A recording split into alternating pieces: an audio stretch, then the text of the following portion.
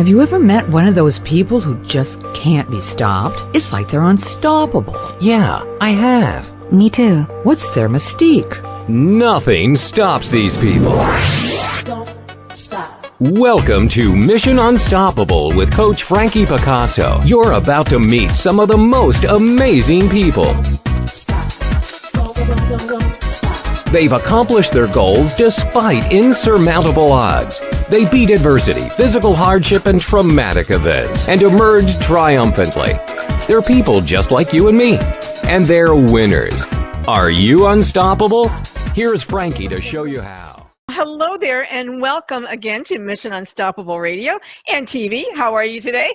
Wow, I'm so excited to be with my guest today. You can't even imagine how excited I am. She is just this incredible woman who understands totally what it means to be unstoppable. She is a provocative storyteller. She's a live stream influencer. She's a lifestyle, personal, and business branding photographer. She's known throughout Florida and now, of course, the world as a badass branding photographer. And she has a background in business in working with Fortune 500 companies. And she took a giant leap of faith to define success on her own terms when she left corporate world to follow her intrigue with photography, without even knowing how to use a camera or anyone in the industry to teach her. Now that's balls. She is the force behind StacyPierce Photography, and she is unapologetically fierce. That's something to say. She also takes non-blah images that rock. I love that, Stacy. Please meet StacyPierce. Hi. The beautiful StacyPierce. I am so happy to be here. Thanks, Frankie. Oh, it's my pleasure. I'm really excited to be here with you. Stacy, one of the things on Mission Unstoppable I like to talk to people about is their background. You weren't born obviously a photographer. You didn't even really think about being a photographer. So little Stacy, playing with her dolls, playing with whatever trucks or whatever she played with. What did she want to be when she grew up? That is so funny. I was always the kid who had trouble answering that question, and I would get frustrated, from adults, really leave me alone, because I really for real don't know. And so you start to learn very quickly that adults just like an answer that sounds good, so I start saying, because everyone kind of growing up, just to have a 9-to-5 job, to actually leave your home was okay, you made it, just get a job anywhere. And so all the people that I knew that kind of were the influence in my life, it was a teacher. So that was kind of my idea of, someone positive and something I could probably be a teacher. And so I would say, I want to be a teacher. And I want to be a teacher. But I didn't really want to be a teacher. I'm I know how the kids are in school, so I don't want that for myself. And so finally I decided, okay, the only thing I really need to do right now is to follow my dad's advice, which is to get out of the town that I live in. So I live right outside of Orlando, and it's a really, really small town. In fact, the road that I grew up on, it is still a dirt road to this very, still a dirt road to this very day. And so the goal was at the time, just for me to check off the box so that I can, not let my dad down, to go to college for 1 year, because that will be more than what anyone had done in my family. Is just to go for 1 year and then check off the box and be like, well, Dad, I did what you said, and now I'm back. And okay, I'm gonna stop you for a second. Did you want to be too many things or nothing? No, in fact, I got so tired of answering the question, I would just say, I want to be a clown.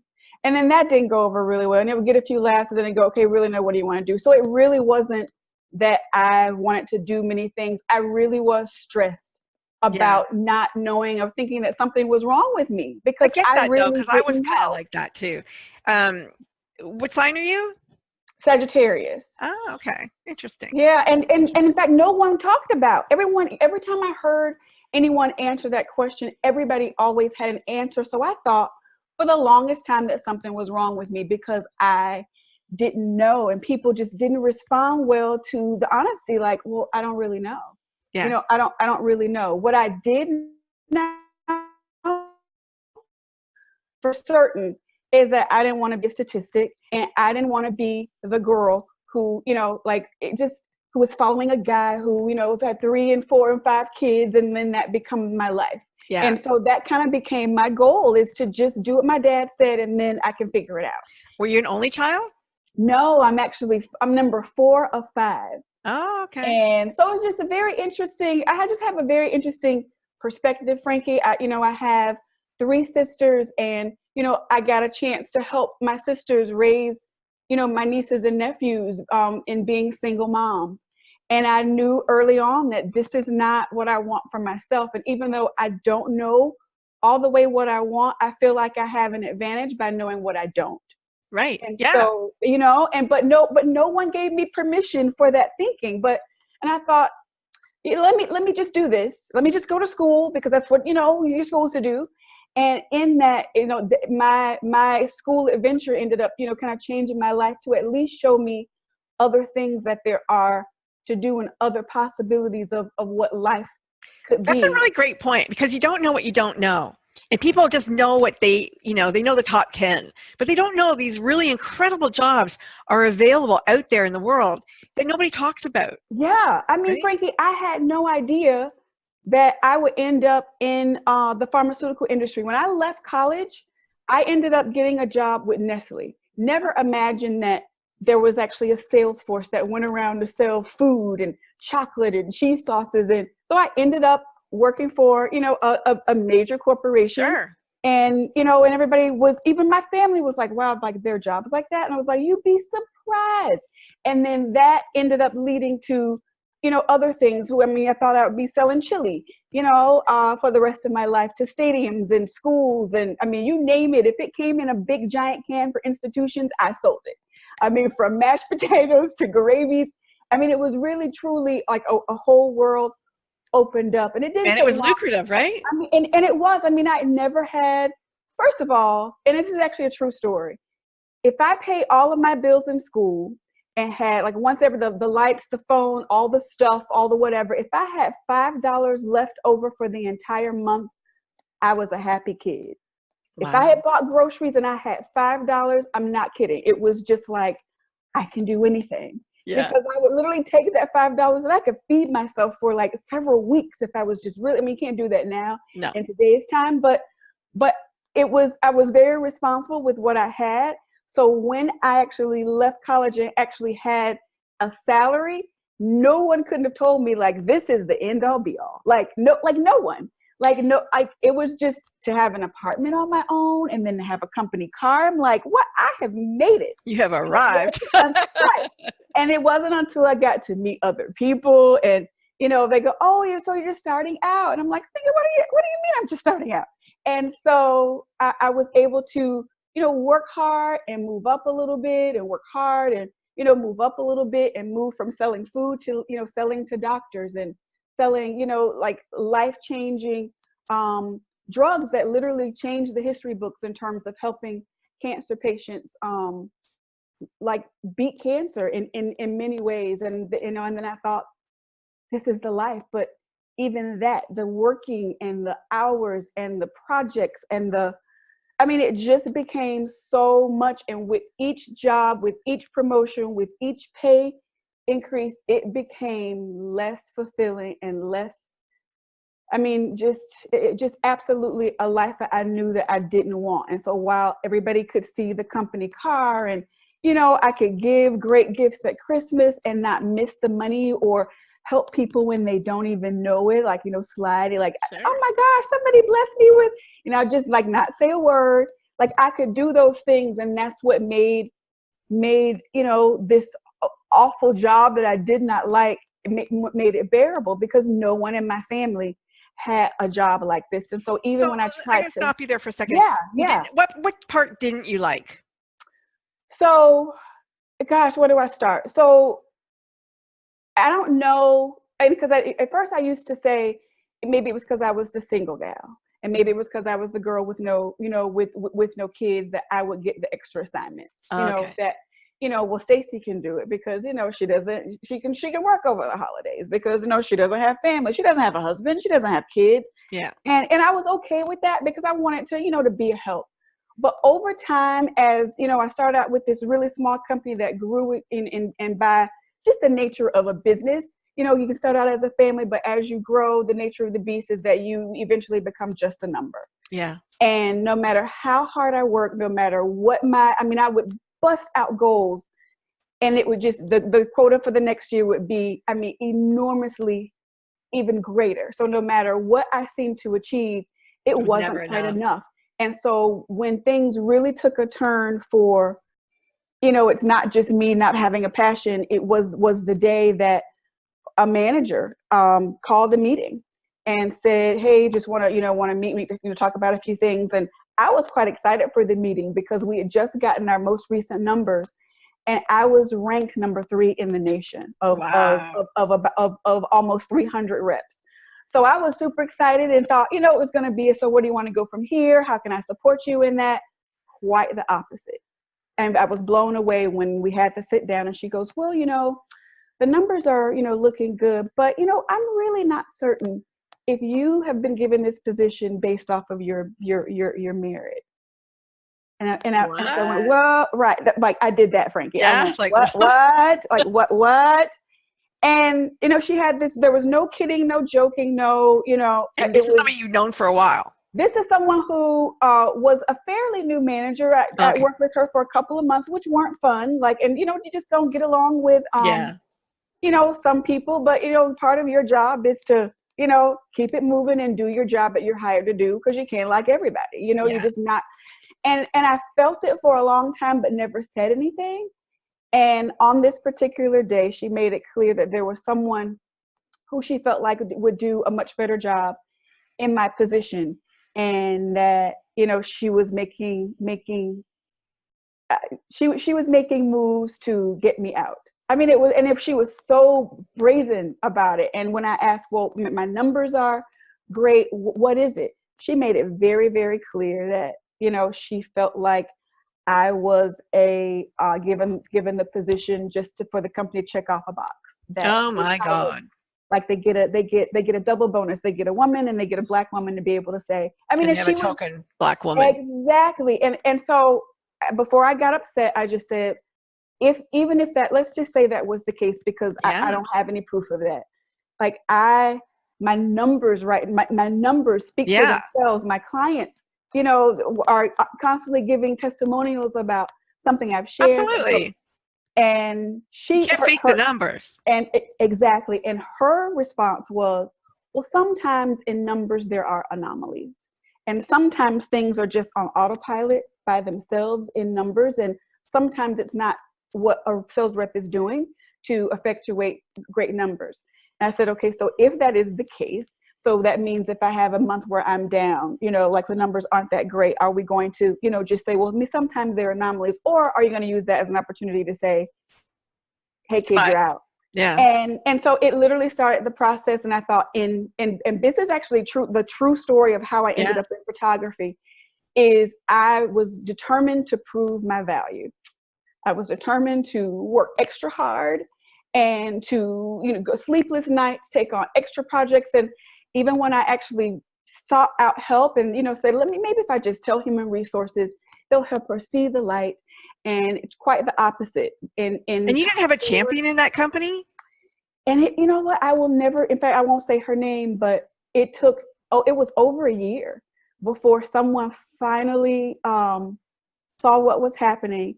And it was, I will never forget this, Frankie. It was around Easter, and it was a rep who lives in North Florida. She had been to church with her family. They were sitting around having Easter Sunday dinner. And because her kids were small, you know, adults around the table are talking, not thinking that the kids are hearing. So they were doing exactly that. Yeah. Her 4-year-old, who is just, you know, having complaints about eating his peas. In the middle of his complaints about eating his peas, he just gets quiet and he's listening. They're unaware of it.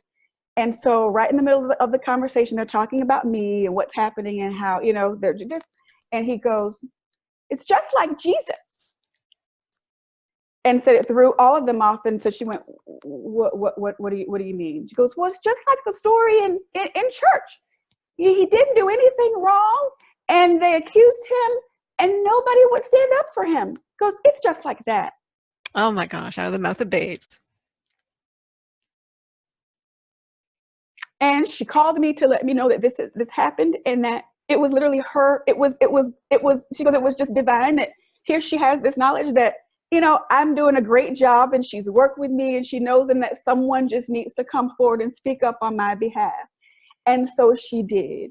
Nice. And while that was so, and I thought, this is over, it's done, it was only the beginning. Oh no. And in that, so fast forward, I just kept saying, I'm going to push and push and push and push. I'm going to do whatever I can. And I pushed and pushed to the point of, and actually I actually had started having more doctor's appointments, and my manager even showed up at a personal doctor's appointment because she didn't believe that I had a doctor's appointment. But I just kept pushing to the point that my body completely broke down. Wow. And it was literally the beginning of years of life altering health that led me to leave the corporate world. And I started having seizures and didn't know who Oh my I was. God. Yeah. And the crazy How old were you? How old were you? Oh my gosh, Frankie. It was actually when it had to be my late 30s. Late 30s. And it totally changed my whole life. Absolutely. Yeah. And at one point, I didn't even know, if the phone would ring, I didn't know what to do to make it stop. And I'd just be like, what is that? What is that noise? And then I had to actually relearn that it's the phone, it's ringing, you pick it up and you stop to make it stop. So there was a whole, and people, it's unbelievable now to talk about. That is unbelievable, but that's stress these days. And at the time, Frankie, no one could have convinced me that, I just believed in, mind over matter, you just keep pushing mind over matter. But you have to take care of your body. And I never really thought that stress could have such a physical toll down to the cellular level of your body. Yeah. And so I had to learn that. So even after having the seizure, after having to wait a full 8 months, actually over a year, before I could go back because they took my driver's license. I couldn't drive. Oh my gosh. So I literally couldn't do my job, traveling all over the country and going from account to account. But I said, if I get better, I'm just going to go back and I'm going to just work smarter, not harder. Did that. Finally was able to go back to work. I had a different manager, but the same thing ultimately ended up happening. So within about 8 months, I had a whole nother episode of back-to-back grand mal seizures. And that is when it got so bad that it was clear to me, literally the doctor said it was going to kill you. I said, there's literally actually nothing more that we can do. And I ended up catching an infection. And it was just really, truly, when the deacons start coming and people from a church who I hadn't seen, and the ministry, the whole team, I was just like, okay, this is not good. And I just need you guys to get me home. Whatever happens to me, whatever is going to happen, if this is going to be the end, I just want to be home in my bed. And so I had around the clock help with me getting dressed. I couldn't make food. I couldn't get dressed on my own. And literally, I had I call it a come to Jesus moment. And I'm not even a super religious girl. I'm just not her. Yeah. But I just decided, I said, literally, this is not living. And if I don't get better by in the morning, God, you have my permission. And I'm begging you, take me by morning, because this is not the life that I worked hard for. This is not the life that I dreamed of. And I don't want any parts of this if this is going to be the rest of my life. It's still emotional for you. It is still so very charged, because I don't talk about it very often, but it happened. Yeah. And in that waking up, I was in so much pain for so many days and tried to downplay it because I knew, yeah, my family. And I woke up one day, and instantly when I opened my eyes, I was disappointed that I hadn't been taken in the middle of it. Oh no. Because it meant it's another day I got to face being in pain and pretending that everything is okay. And in that, I just started to out of nowhere, Frankie started to obsess about an old camera. It was so random. It was just so random. And so my aunt comes in the room, go, you need anything? I said, yeah, can you help me find an old camera? She goes, sure, where is it? I was like, I don't know. I think it's in the garage. And I kept, she'd go, okay, we'll look at it later. Just get some rest. Take your medicine. Just get some rest. And so I kept asking about it day after day. And she goes, what is with this camera? And I said, I don't know. Like, I just need to find it. So fast forward, we found the camera, and she, when we found it, it was busted and broken from having moved and, traveled throughout the years. And so she said, okay, so because you are clearly excited about this camera, here's what we're going to do. When you get better, I need you to stop obsessing about it. But when you get to the next stage of getting better, we're going to take it down to the store, and you can, have them fix it and get a new one. Fast forward, I was like, okay, I can hang on until I get well enough. Yep. And so this, like, literally the camera was the thing that kept me going and kept me like getting to one point to the next. And so I was like, if I can just hang on till I get well enough to get to the camera store. And so my aunt had like this, kind of made this whole chart, and I went to the camera store, and the guy says, well, hey, it's a film camera, so by the time we fix it, why don't you just get a digital one? Why don't you? And I was like, I don't know how to use that. And I thought about the fact that I don't really know what my life is going to be like, or if I'm even going to be around a month from now. I said to him, I want the best camera you got. I got the most expensive camera in the store without a clue how to use it. And it didn't even matter to me. So I took it home and I just looked at it for days. Wow. Looked at it for days. And then I decided, well, I can't go anywhere. I can't drive. I can't do anything. Why don't I, take a class? And I was like, Auntie, can you take me to a class? And so she goes, okay, here's what we're going to do. When you get to the next point, instead of me taking you to a class, you're going to get your driver's license back. You're going to get your health back, and you're going to believe that it's going to happen. And you're going to drive yourself to that photography class. I stayed in grade 10. I lived in the darkroom, all of grade 10. Are you serious, Frankie? Yeah. Oh my God. My first husband was a photographer. My son's a photographer. I was a photographer. No way. It was crazy. Crazy. This is okay. I'm like, this is blowing my mind. But that is literally like, I kept. And I just want to say something. Please. Look at our backgrounds. Look at our colors. Look at our books, our wall. Is that not crazy, Frankie? You're like that is soul sister. Okay, for real, like no, for real, like for real, Frankie. Yeah. And that is literally how photography started. I was able to, literally, like my aunt really just believed when I didn't, and I got my driver's license back and approved, which to this very day, my doctors were shocked. But they gave me, reinstated my license. It was the first thing I did. And I drove myself to my very first photography class. And when it was over, I got in my car, and I just, I don't even know how long I was there in that parking lot. But literally the staff came out and just said, is everything okay? Because we're going to have to, it's going to have to wrap it up. We locked it, like, is everything okay? And I was like, yep, everything's fine. But I was like, this is what I want to do for the rest of my life. And if it takes me a while to figure it out, it's better than starting from zero and starting from nothing. It's better than having a whole bunch of money and making six figures in the company car when I don't have my health, and I don't know how long I'm going to be around to even enjoy the money that I make. And so, okay, I got to ask you, did you play with Barbie or any dolls when you were little? I did. Like, I wasn't like, did you dress them in fashion and yep, I did all of that. Like, was aesthetics really important to you? Like how things looked in a room, or color or balance or anything like that? Did you ever think about that before? Yeah, that was, when I tell you, not on my radar, nothing. I just always had a love for images and pictures and, photo albums. Like, it's really interesting to me, because I remember thinking, like, why everybody else wants to play, with other stuff. And like, I like board games. That was one thing, board games.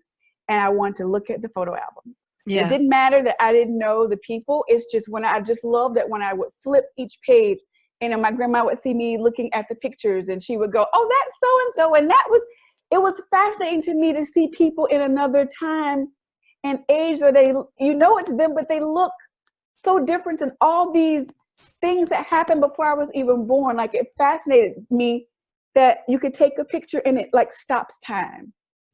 you Yeah, know, and like Henri Cartier-Bresson was my favorite photographer. Like you know, he's a French photographer. He was black and white. He did people, but just ordinary people doing ordinary things at an extraordinary moment. And I just love that. I love that about yes, photography, that you yes, capture this moment. You know, it's so yeah, cool. And that's why I didn't like color, because I thought color took away sometimes from really seeing. You know, like I love the play of light, and I love the play of texture that you could get with black and white. And so color to me was kind of like, I didn't like it at all for a long time. Like I wow. like color now. I'm a painter, so as a painter I love color, but as a photographer I didn't. It's interesting. That But is that's very, when you were like doing your own, you know, blowing up your own photographs and stuff. Now it's like digital and it's all. and it's funny that, you know, just like in terms of where I am now, like I started because I didn't know anything. I mean, I really didn't know anything, and so I would shoot anything I could just to learn. I mean, Yeah. begging my friends, begging family, and you know, like I remember when I charged, like, okay, well, let me just like, because I can't keep buying these flash drives, so I got to at least charge people for the flash drives, and so going from charging people $25 to then somebody going, Stacey, like you're like a business, so you need, like, just going through that whole process. I just went from shooting everything to, after several years, I started realizing like I don't like weddings. Like it's not, you know, love, and it's not any of those things for me when it comes to a photographer. The very first wedding that I shot, I broke up a fight. And I was like, mm-mm. And I thought, no, but it's just me. Like, let me try a little bit more. Like maybe, so I learned and I took more classes. Then I did some, shadowed some photographers that were wedding photographers. And I just, you know, I started to get that feeling, that yuck feeling again, like Yep. I felt about my corporate job. And it's like, Yep. here I've left all It's this a lot money. of pressure, weddings. And so what I realized is what the thing that just doesn't even feel like work is when a businesswoman like wants headshots, and of course she does, you know, wants, you know, all the stuff that she sees everybody do, like the real, you know, those things and the like, and I was just be like, okay, I'm gonna take those, but I hate them. And so I would start to ask my clients, like, hey, can you just give me 10 more minutes just to shoot like how I want? Yeah. And they would be surprised that, you know, I would, you know, make them laugh and, you know, tell them to dance or tell them to do whatever it is that thing is that they did. They were, you know, a chef. Hey, let's, you know, like, can you grab your pot and pan? You know, Yeah. if they, you know, whatever it is that they did. And I was like, just, you know, do what you would normally do. And they'd be like, okay, are you taking pictures? I'm like, yeah, like, but you're not going to use these, right? I'm like, who knows? And it turns out that not only were they the pictures that I love the most, that showed who they were, Yeah. it's the ones they ended up liking the Yeah. most. And I started studying, you know, branding and business branding. And people actually literally said, this is not a thing, Stacey. And I said, but it is. Like, I've researched it out, and there wasn't a lot of info at the time. But I bought every book I could find. I Googled every single thing about branding for small businesses. And I said, if I could take a leap from making 6 figures to making $0, leaving corporate to photography, then I can take another leap. And even though wedding photography for a while, you know, was like what was making me the most money, I'm like, it's making me the most miserable. So if I can Yeah. do that, I can take another leap, start all over and niche just into branding for small business entrepreneurs and make something happen. I think And people misunderstand branding a lot of the times, yeah, don't right. they? Yep. So the biggest misunderstanding, if that's a word, I don't know. Mm-hmm. When people come to you and talk about branding, what is it? What's the big? So, and that's, and I'm a part of a lot of what I do that a lot of photographers don't do, who say, oh, I do branding, and they pick a spot, you know, let's meet at the local park because there's a pretty waterfall and stuff, and they, you know, just do some shots. Whereas I spend time with every single one of my clients to make certain we have an understanding, you have an understanding about what branding is, so that way I can then tailor the shoot for you, and to make certain that people, and it truly is a part of what I do is education on what branding is and how it is not a photo shoot. And it is not, branding is not your logo, and branding is not, well, I like purple. You know, I mean, that's great. And if you want to wear purple, that's fine. But I literally spend time explaining to people that it's not the things that we think, and it's not an America's Next Top Model session that is going to give you your brand. That you have to be purposeful and intentional to to decide the type of client that you want to attract, and then build your brand around attracting that client. Because you say that your photos don't need words. The story's there in the photo. You know who the people are. And it's funny. I just took another huge leap and did something I said I would never do because I wasn't good enough or qualified enough or connected enough or have enough money or have enough resources. And I saw that all the clients, I mean, literally, and I would actually say 90% of the clients who called me didn't really have an understanding of branding. Yeah. And after doing kind of a little intro call and kind of like a branding 101 real quick, they'd go, oh, I get it. Like, I just didn't know. And I thought, okay, if 95% of my clients don't know this, then if, you know, the average, and I can tell just from some of the shots that I see that's, you know, posted on social media. I said, I'm going to create a course. I'm going to create a course. I don't know whether it's going to work. People say that's a dumb idea because people can look stuff up on the internet and like, they can, but they can't explain it the way I do. You can't be Stacy Pierce. That's what people don't get, man. And you know what? yeah. You can't be you. Yeah. And the delivery from you is very different than the delivery from anybody else. Yeah. Because that's you Yeah. and that's your branding. And yeah, I think that's okay. Tell them what you're going to do. Okay. Yeah. And so brand, like, and I always tell people, if you ask 5 different people what branding is, you will get 5 different answers. Yeah. Like and you will, because some people think it's all the wrong stuff. And I just don't say anything. I just go, oh, for you. But it really, like, one of the best descriptions that I've heard is that branding is what people say about you when you're not in the room. And, you know, and I'd like to take it a step further, is branding is an intentional, purposeful way of how you want to show up in the world and the lasting impression you want people to have. And actually, sometimes, like, branding it, like, sometimes it's not good. It's what people are saying about you. Like, when you're done saying what you have to say or showing up in a place, sometimes it's not. Like, if you're just, you know, not the kindest person, then that's kind of the reputation that you end up having. And so I always, with my clients, differentiate business branding from personal branding, which is huge for people to know, because with business branding, it's not about you. And people are like, what? But it's my business. I'm like, but it's not about you. But what's personal branding then? Why would somebody need to brand themselves personally? So with business branding, it is about creating imagery and putting things out in the world that is going to attract the client that you want.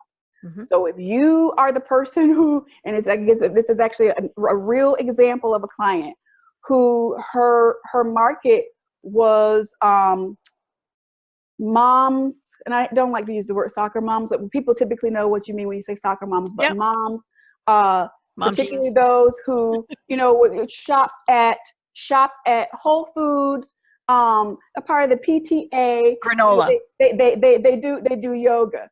Yeah. So when she showed her outfits for her shoot, it was Louboutin, and it was all about, I mean, it was just like so overly glam, and I just like, okay, like, we can do this, like, because I can put you, but that's not, it's like, well, that's what I see other people doing, you know, just, I'm like, that's not, first of all, it's not really who you are, mm-hmm.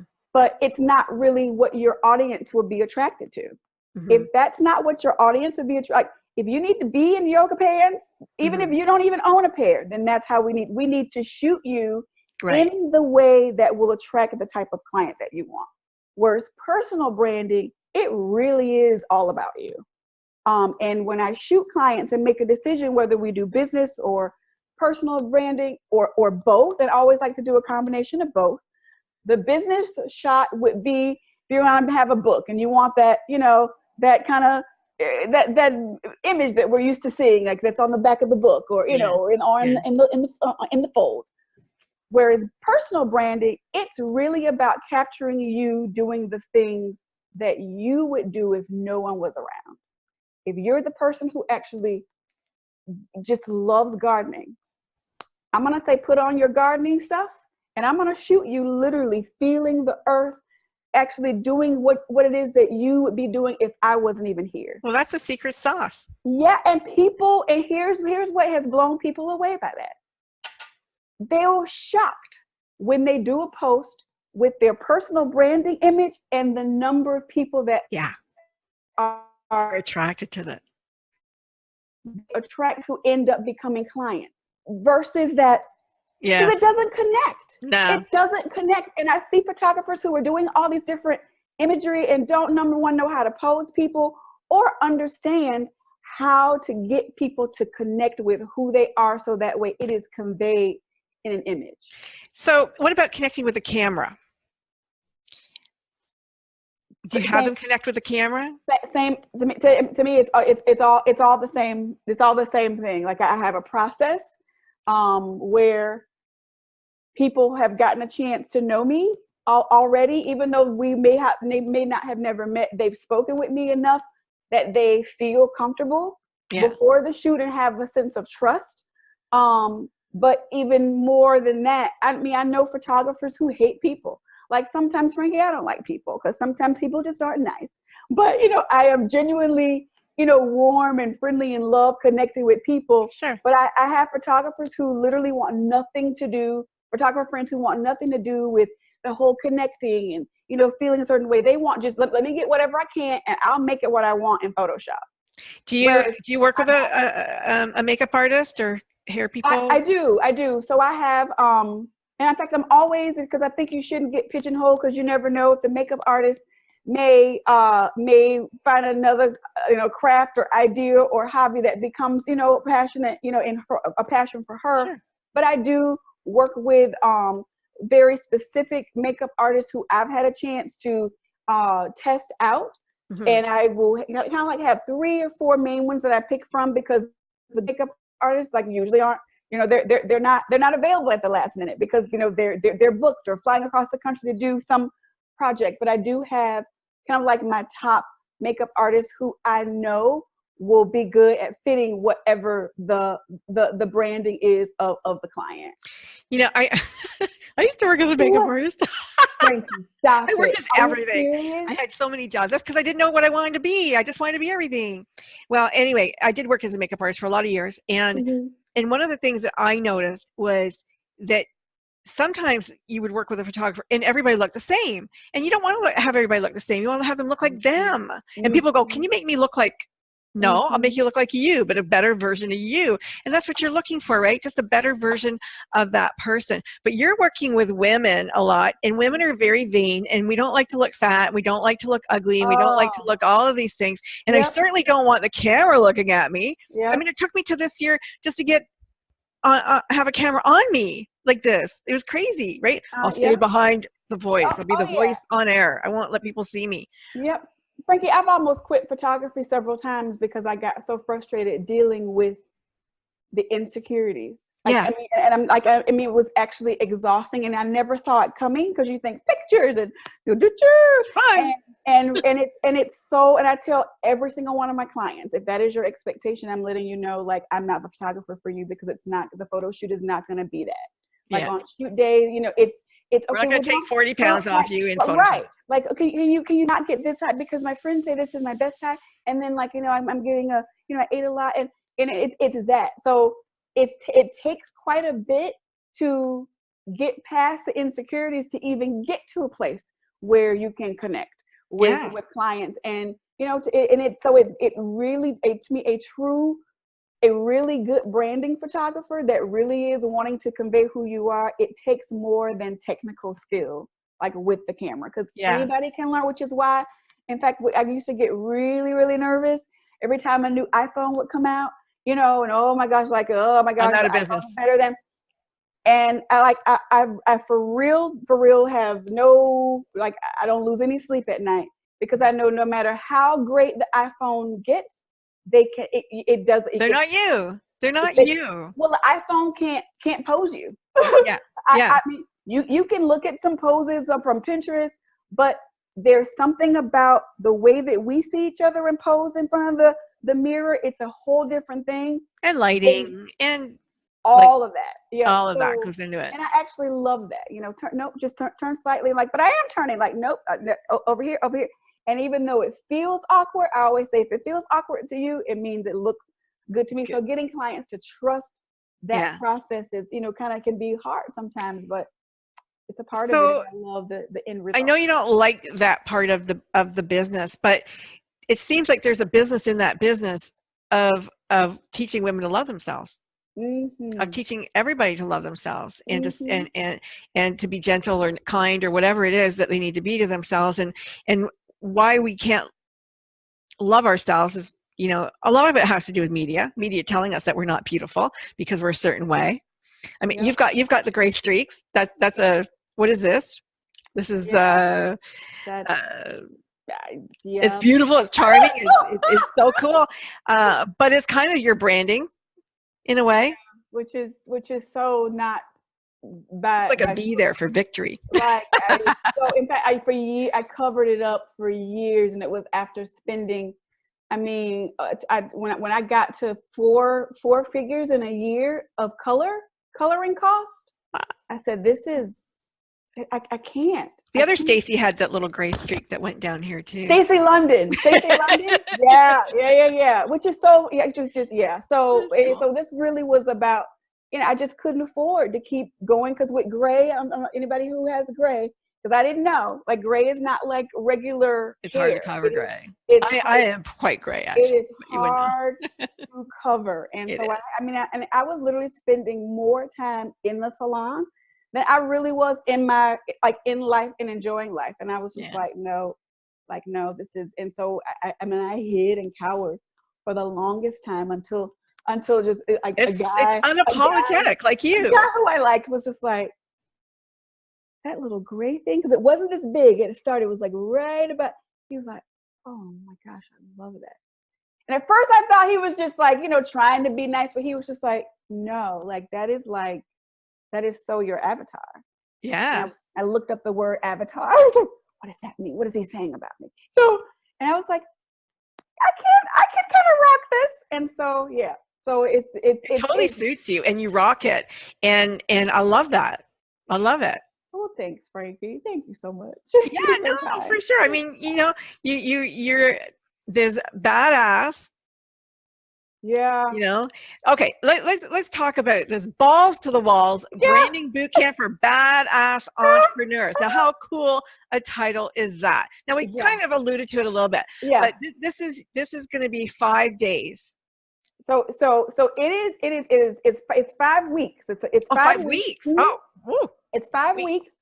And so I didn't embrace the first time I was referred to, it was a client who saw, you know, in fact, the whole badass thing happened because I disagreed with the client.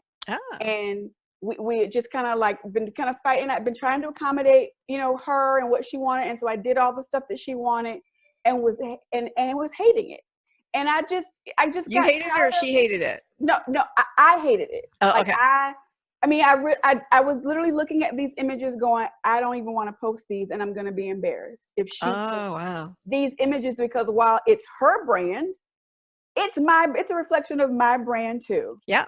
And I just decided, in fact, like, nothing in the day had gone right. Like, in fact, she was super, super late. Like, and she'll be like, yep, it happened. But she was super, super late to the point that the assistant, it was time for them to go. The makeup artist had to leave. So everything had to like rush. And so I finally decided, okay, I have to take control here. And I decided, okay, I'm going to take your shots, but then I'm going to do what I want. And so when I told her what, she was like, well, no, I don't think that's going to look right. And I was like, well, you know what? At this point, your session is actually over based on what, you know, the time that we agreed. So from this point on, we're going to do it how I want to do it. And she was like, okay, a little, you want to get badass? And I was just like, well, you know, like, I'm just saying, like, we're on my time now, right? Yeah. So, yeah. I'm supposed to have fun at work. So the images that I did, even to this very day, they're some of my favorite that, like, she hasn't even posted. And it took me to post them for then other people to literally, like, I started getting inbox messages like, whoa. And so then she like saw the response, like, okay, maybe I should start posting these. And so this was in the Periscope days. And I kept trying to figure out just notices and following notices kept going off on Facebook and on Periscope. And it is because she went on Periscope, shared her pictures. And people were like, oh my gosh. And so she was like, yep, Stacy Pierce is like a badass branding photographer. And that is kind of how it was born, and it took me a while to embrace that, because like we don't talk like that. Like I can't say that in front of my mom. Like, 'cause my mom was like, we don't use those words. But then I realized, actually, no, me standing up for myself and my brand, that is badass. And I'm going to fully embrace that. And people like, I refuse to do the traditional stuff that no longer serves today's entrepreneur. And most of the entrepreneurs I know, they aren't sitting in a big building, at a corporate office. They're literally in pajama pants and sitting behind the desk trying to run their life and raise children and trying to run a business. Why, if we aren't in a traditional office setting or have a traditional business, why do you need traditional images? Yes. And when I decided to stand in that and say, no, like I want the client. Like there's plenty of people who will do those boring, basic, and I hate to use the word basic, but boring and basic headshots. And I refuse to do that. Like I am Stacy Pierce and I want fierce images, and I want people to know right off the bat what they're going to get with me, so that you're not surprised when I go, okay, great, we got the safe stuff, but now let's totally go balls to the wall and be badass. And so that is kind of whoa. In fact, some of my most favorite clients who I've now shot like 3 and 4 times. I remember one of my, in fact, I refer to her as the prayer lady, because she, I saw hers. Hers are gorgeous. Oh my gosh, she was not okay with it at first. And in fact, she has her own coach and has her own team of people in ministry that they were, she would went to them like, okay, so this fierce stuff, this badass stuff, like I don't, and when they saw the images, it's one of my best. Hers are beautiful. They really are stunning. All like, no, this is on a whole other level. We totally get it, and you need to totally embrace that. Like when she's in that, and she closed her eyes, and it's like divine. And I love it. And in fact, one of the things I love about those moments is I was straight clowning. Like, tell Jesus you love him. Like, don't you love him? Do you think he wants to hear you? Do you think he wants to hear you go, oh, how I love you? Like, I love you, Lord. And I was doing all these silly things, and she just would just laugh, and just it came up from like everything in her, and I was just snapping away. So that's awesome. I love that. Okay, so we're doing 5 weeks. Yes. Okay. Yes. And so who's coming to the party? So I decided to do to just try out a beta group and just offer a very small group of people my balls to the wall, like no hype, no fluff, like your brand is you stuff. No, we get down to it, and like literally that is not what branding is, boo. And really help people get clarity on their brand messaging and have some understanding about what their visual brand should be. And I knew I needed to do that over the course of several weeks. And so every week I do a different topic, and we cover it on live video. People can share like what their struggles are. And this week is now week 3, and it has been amazing. And so I will be launching this. It's in the beta right now, so it'll be finishing up pretty soon. And once I add all the bells and whistles to it, I will launch the full version of it. And it's for any entrepreneur in the online space who wants to learn how to show up with confidence, and how to show up intentionally from not just your images, but your post. People are just posting things on social media like, hello, #winning. No, you need to be winning by sharing your messages, even in your post. Yeah. So that way you don't seem so salesy and you're adding value. So I'm literally teaching entrepreneurs how to show up in the online space, add value while they're actually adding followers and influencing people and increasing their audience and their impact. Nice. And so as of right now, it is closed. but you can still go to my website, StacyPierce.com, and get on the waiting list for when that opens. So can people afford you, Stacy? Can they what me? Afford you? Well, I can't afford me. And that is something that I used to feel really, really bad about. And about, I used to try to be so affordable that I was so cheap that people just really didn't understand the value. Yeah. And after one of the biggest, like a photographer who I followed for years, I ended up spending some money. She was going to be at this conference, and there was this opportunity to do these one-on-one sessions. And like, I could barely afford the one-on-one session, but I was like, but it's one-on-one. I get to get her feedback. And like, this actually true story. She said, okay, well, let's talk pricing. Let me see your pricing. So I took out my little sheet, and she said, okay, no, not your cost of goods. I mean your pricing. Yeah. And I was like, she was like, what? And it was this, I mean, truly, like the light, but it wasn't all at one time, but I started to understand that anybody who is in business, you can't be in business and thrive and help change other people's lives if you're broke. Yep. Yep. And you had this honest conversation, like, are you actually able to pay your bills on this? And I said, no. How are you paying your bills? I'm dipping into savings. And she said, nope. Yeah. So shooting with me, you are not going to get the Walmart $9.99, $19.99, or $99 for a full package. Nope. Shooting with me is an investment. Right. And an actual testimonial from 3 months ago, my client says what she spent for a Stacy Pierce photography session, she has already gotten it back because people have seen her imagery.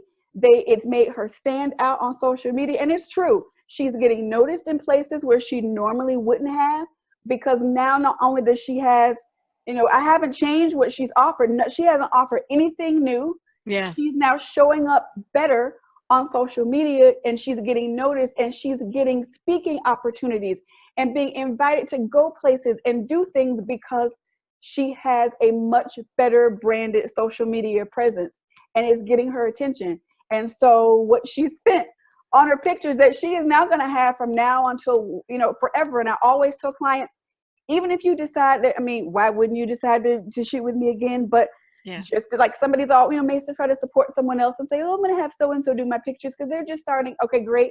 You learn so much from what you get out of my sessions. That's right. Like, and so you leave with the knowledge. Do I think somebody can try to be me? Like, that's been proven. No, they can't. But you have the knowledge from an experience of having worked with me, of knowing, oh, yep, Stacy's like, I already know from this outfit, this isn't going to work and look very good on camera. And I already know that, I got to lean a little bit, even though it feels weird. This is how I'm supposed to look. This is what I'm supposed to do, hold my neck out, my chin, all that stuff is stuff that you're paying for education to be able to use literally from that moment till forever. Yeah, absolutely. For sure. Yeah. And you're right. It's an investment in yourself. And if you're not willing to pay for your own investment in yourself, then, who are you going to pay for? So you're in Florida. Mm-hmm. I am. Are people flying in to see you now, or are you flying out? Are they paying for you, or what's happening? And I love that you asked that, Frankie, because literally I remember thinking no one is ever going to buy $100 package from me. And then someone saying, Stacy, no. And then going from $100 to $225 and going, no one's ever going to buy for $225. And then going higher and higher.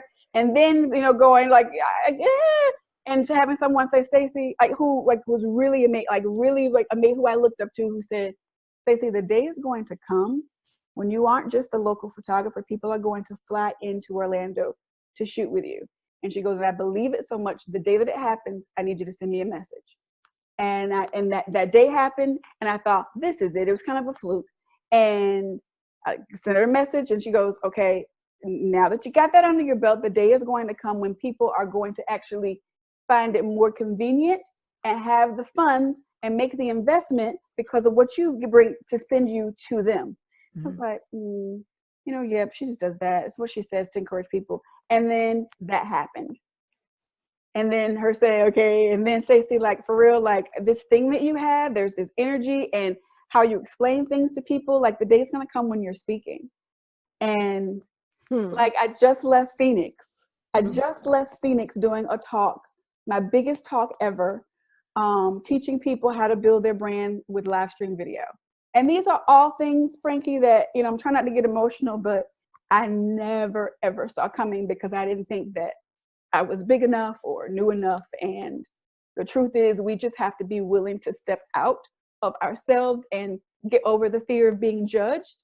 Because at the end of the day, that's what it was. I was just afraid, like, what if it doesn't work? Or what if someone calls me a fraud? Or what if, like, who calls her? Why would she call herself the expert? But just standing in the fact I have something to offer, and people are going to judge you either way. And that was kind of like the revelation. Like, even if I just sit on my butt and do nothing and play it safe, they're still going to talk about you. They're going to find something to talk about. So why not? And that's how come you are one of the unstoppable ones, Stacy Pierce. StacyPierce.com. Go check out her site. Get a, go and get your picture taken. Why wouldn't you? Oh, man. Wow. Frankie, I feel like I've just talked and talked and talked forever. So I appreciate the opportunity in doing this and sharing to remind myself of where I've come from. And, it's amazing. And the journey. So I appreciate the opportunity to like actually have this chance to encourage myself to keep going, to keep going. So good. Thank you. And everybody else, you keep going too. We're going to say goodbye, Facebook. We're going to come off Facebook Live. And we'll see you next time.